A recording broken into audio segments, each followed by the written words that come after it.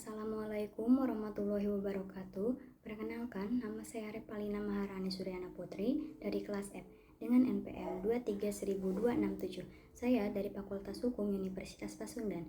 Di sini saya akan membahas tentang topik penipuan dan penggelapan yang dimana masalahnya yaitu tentang kasus penipuan pembelian tiket konser Coldplay. Di sini saya akan menjelaskan kronologi kejadian yang terjadi kepada artis Susan Sameh yang diduga sebagai korban penipuan pembelian tiket konser Coldplay. Di sini, Susan Sameh mengaku memesan tiket kepada pelaku sejak bulan Mei lalu. Susan mengatakan saat itu dirinya dijanjikan tiket konser Coldplay seminggu sebelum acara dilaksanakan. Kendati demikian, Susan kemudian mendapat kabar bahwa pelaku akan memberikan tiket pada hari H konser, yakni 15 November 2023. Ia mengatakan nanti tiketnya itu bakalan dikasih H7. Dia bilangnya, pas aku telepon, dia bilang, oh iya, nanti tiketnya pas hari H ya. Tutur Susan dikutip dari CNN pada hari Kamis 16 November 2023. Presenter 26 tahun itu sempat bertemu dengan pelaku untuk menagih tiket konser Coldplay di suatu pusat perbelanjaan.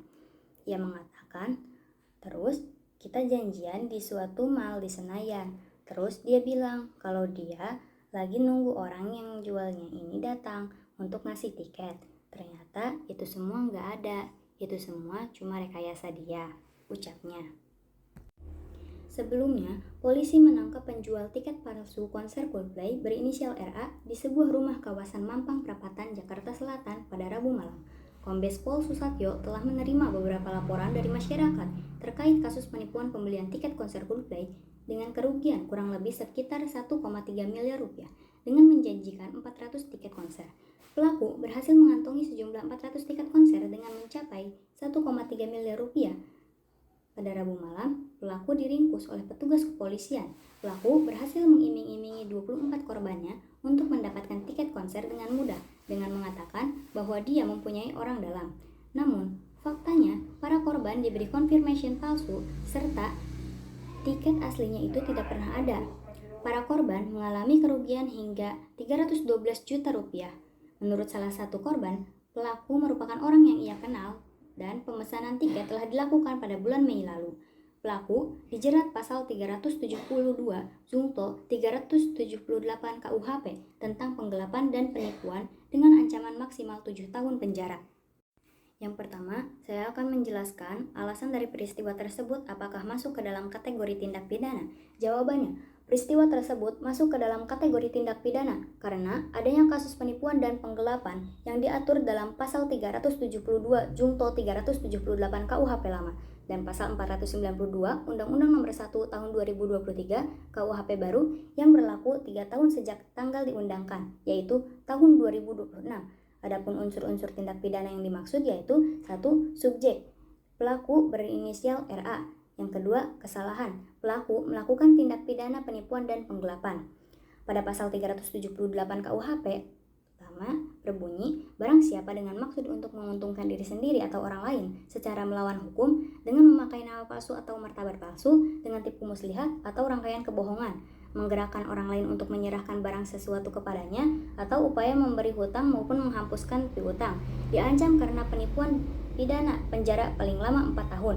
Adapun pasal tindak pidana penipuan dalam pasal 492 Undang-Undang Nomor 1 Tahun 2023 berbunyi, setiap orang yang dengan maksud menguntungkan diri sendiri atau orang lain secara melawan hukum dengan memakai nama palsu atau kedudukan palsu, menggunakan tipu muslihat atau rangkaian kata bohong, menggerakkan orang supaya menyerahkan suatu barang, memberi hutang, membuat pengakuan utang, atau menghapus piutang dipidana karena penipuan dengan pidana paling lama 4 tahun atau pidana paling banyak termasuk pada kategori 5, yang dimana denda kategori 5 dalam pasal 492 Undang-Undang Nomor 1 Tahun 2023 di atas adalah 500 juta rupiah. Yang kedua, saya akan membahas tentang faktor pemicu adanya kasus penipuan tersebut, yang dimana tersangka melakukan penipuan atau penggelapan dengan cara memasang iklan tiket konser band Coldplay dengan harga tiket mulai dari 2 juta rupiah sampai dengan 14 juta rupiah. Kalau dilaporkan di Polres Jakarta Pusat, penipuan atas 400 tiket totalnya mencapai 1,3 miliar dan beberapa juga masih ada di Polres Jakarta Pusat, kata Susatyo dalam keterangannya, Kamis 16 November 2023. Susatyo mengatakan modus kejahatannya yakni mereka memesan tiket konser Coldplay, namun hingga hari H, tiket yang dipesan tak kunjung diberikan. Korban ada dalam kota dan luar kota, ujar dia. Kasus penipuan ini masih dalam tahap penyelidikan. Pasti akan kami periksa dan klarifikasi kepada masing-masing korban tersebut, Susatyo menandaskan. Adapun beberapa faktor yang mungkin terjadi dalam peristiwa tersebut yang memicu kasus penipuan tiket konser band Coldplay diantaranya yaitu 1.